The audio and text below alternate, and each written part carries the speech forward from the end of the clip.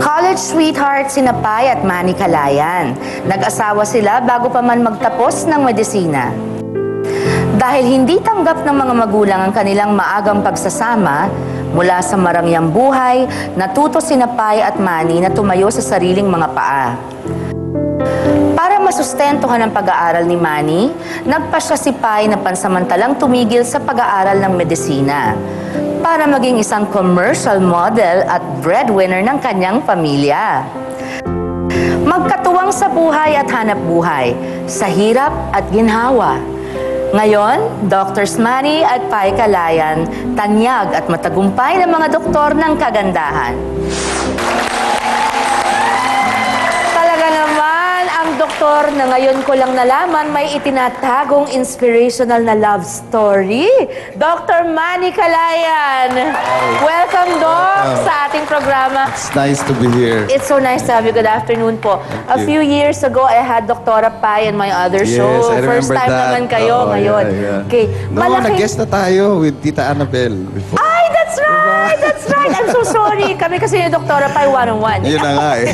Eto po, malaking desisyon ng nag-asawa kayo ng maaga, sabi nga sa VTR, kasi napaka ginhawa ng buhay na pinanggalingan ninyo. Ang laking, medyo mayaman po ang clan ng mga Calayan, sa Lucena especially. So, ang turning point po sa buhay ninyo ni Dr. Pai at that time, masasabi nyo bang ito, yung nag-asawa kayo at biglang nag-iba ang Tema ng pamumuhay? buhay. Yes, kasi alam mo Sharon, galing ako sa family of doctors. So, we own a hospital. Yes, so, the Calayan, Hospital, the Medical mismo, Center, Medical Lucena. Center in Lucena. Yeah, Lucena. So, ako lang ang lalaking nag-medicine. Yung tatlo ko kasi, 4 sisters ko na nag-doktor din. So, syempre, inaakala ng parents ko na ako yung lalaki, ako yung makapatakbo ng ospital. Ilang henerasyon na po ba ang Calayan doctors? Pang-third na ako.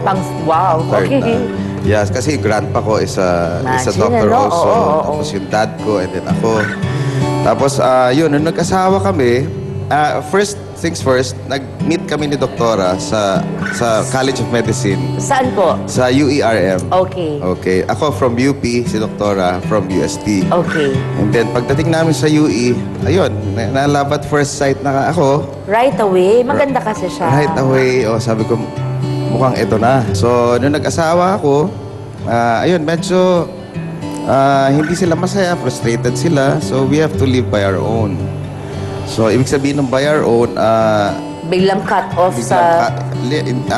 binibigyan kami ng basic, yes, allowance, pero alam mo yan, ang daming humiwalay kasi kami, yung mga kuryente pa, groceries. So, talagang kailangan mag-ipon kami. Maliit lang tirahan nyo. Maliit ang tirahan namin. Ito, awa naman ng Diyos, nabubuhay araw-araw, tipong ganun. Kaya si Doktora, nag-commercial model muna. Hindi mo na nag-aral. Pansamantala, tumigil siya ng 1 year. Sabi ko noon, nung nag-aaral pa kami, gusto ko maging cosmetic surgeon, magda-derma ka. Ay, bagay, oo. Para tandem tayo. Eh, at the same, tama-tama naman, gustong-gusto niya maging derma. Kasi walang emergencies. Right. Hindi morbid. Pero forever, minemaintain ang balat, Yes, diba? forever yan. May protection. Ako naman, ganun din. Ayoko din naman nung may namamatayan ka na Tsaka, pasyente. Doc, hindi naman sa pag-ano. Ako, I appreciate cosmetic surgery eh. Yung sinasabi na yung nagpaparitoke, yung ganyan. Sa akin, I have no problem with that. In fact, hindi lang pagpapaganda ng, kumbaga, vanity, kundi yung pag medyo, yung mga pinanganak na hair lip, may mga, or kaya ang ganda-gandang babae, pero medyo nagka-aksidente or something. Ang laki ng nagagawa sa confidence ng tao ng tulong ng cosmetic surgery. Kasi ang cosmetic naman is parang enhancement eh. Enhancement, Hindi yes. mo naman talagang binabago yung tao. Ang sabi nga po kung magpapagawa kayo ng ilong, wala naman sa ilong mong personalidad at ugali mo. Hindi ba? Tama. Hindi naman dyan nanggagaling ang kung ikaw ay mabuting tao o hindi.